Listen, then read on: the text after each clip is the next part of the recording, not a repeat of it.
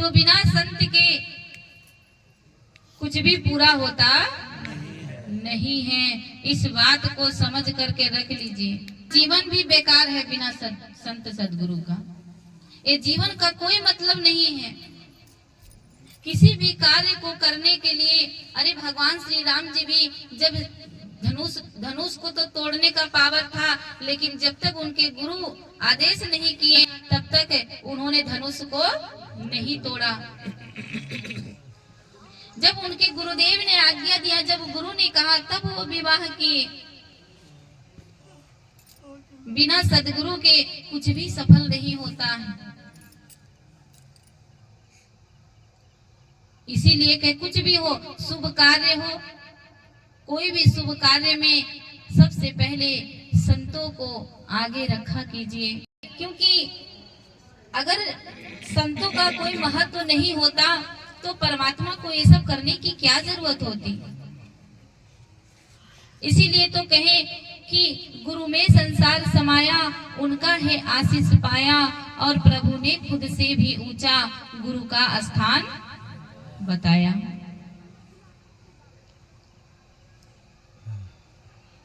उन संतों की चरणों की धूल को पाने के लिए स्वयं भगवान त्रिलोकीनाथ जी भी ललायत रहते हैं।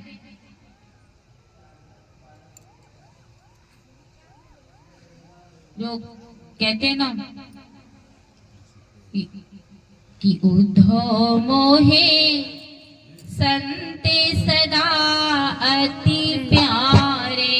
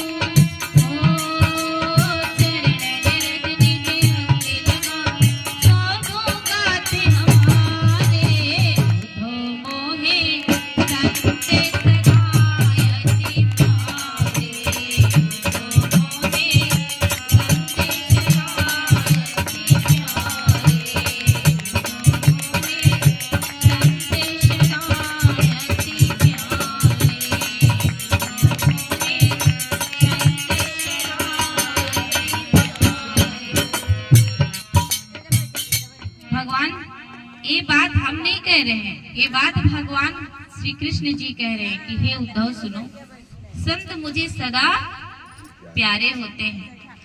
मैं संतन के पीछे जाऊं, जहां जहां संत लोग जाते हैं ना, मैं उनके पीछे पीछे चलता हूं। उद्धव जी कहते पीछे क्यों चलते हो, आप तो भगवान है, आपको आगे रहना चाहिए था। वो तो आपका भजन करते हैं, उनको पीछे रखना चाहिए। बोले नहीं, चरणन रज निज अंग लगाऊं, मैं उनके चरण के रज को प्राप्त करना चाहता हूँ। तो आगे रहेंगे तो उनके चरण का रज मिलेगा? चरण का रज किधर मिलेगा? पीछे रहेंगे तब ना मिलेगा। इसीलिए भगवान श्री कृष्ण जी कहते हैं कि मैं संतों के पीछे पीछे चलता हूँ, क्योंकि उनके जो चरणों की धूली है, उस धूली को चरणन रज निज अंग लगाऊं। निज मतलब अपने अंग में मैं लगाता हूँ, निज अंग लगाऊं, सोधु गात हमारे। मैं उनके चरणों रज को अपने अंग में, अपने शरीर में लगा करके और मैं अपने भाग्य का सराहना करता हूँ कि अहो भाग्य हमारे, मेरे भाग्य जाग चुके हैं जो मुझे संतों के चरणों की धूल मिला है, प्राप्त हुई है। प्रेम से बोले सतगुरुदेव भगवान की, साचे दरबार की। तो कहे प्यारे कैसे होते हैं? प्यारे इसलिए होते हैं कि मेरे कारण छोड़ जगत के, मेरे कारण छोड़ जगत में भूख परायत सारे, मेरे कारण छोड़ जगत में भूख परायत, मेरे कारण छोड़ जगत में भूख परायत सारे,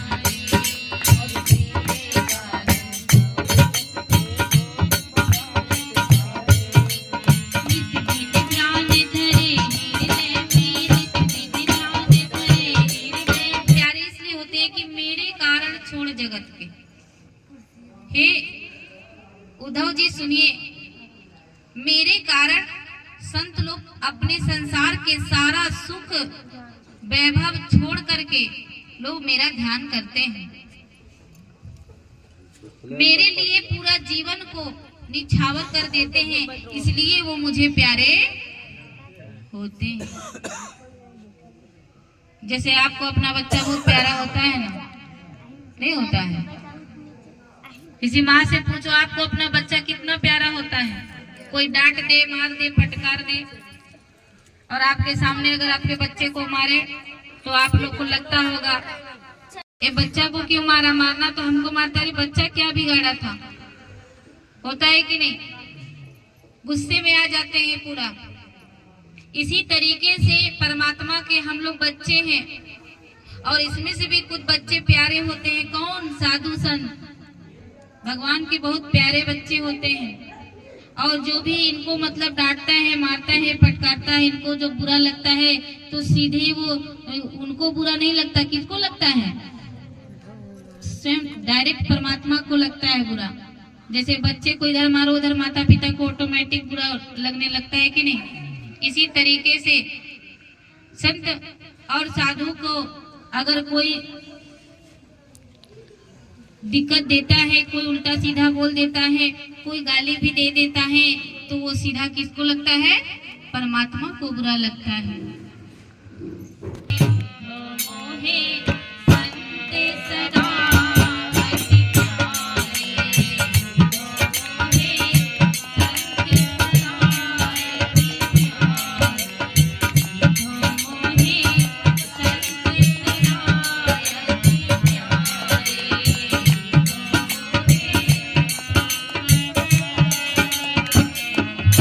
उस दिन भी हमने बताया था कि अपने गुरु को प्रणाम नहीं किया तो भगवान जी कुपित हो गए, हुए ना? हम नहीं बोल रहे खुद से कहानी बना के, हमारे शास्त्रों में लिखा है। आप लोग को टाइम मिले तो थोड़ा बहुत पढ़ लिया कीजिए।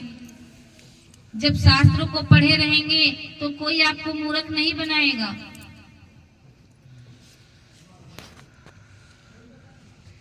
और नहीं पढ़े हैं तो इसीलिए आप लोग को कोई भी कुछ कह करके चला जाता है, आप लोग को कुछ पल्ले पड़ता नहीं। प्रेम से बोले श्री सद्गुरुदेव भगवान की, साचे दरबार की।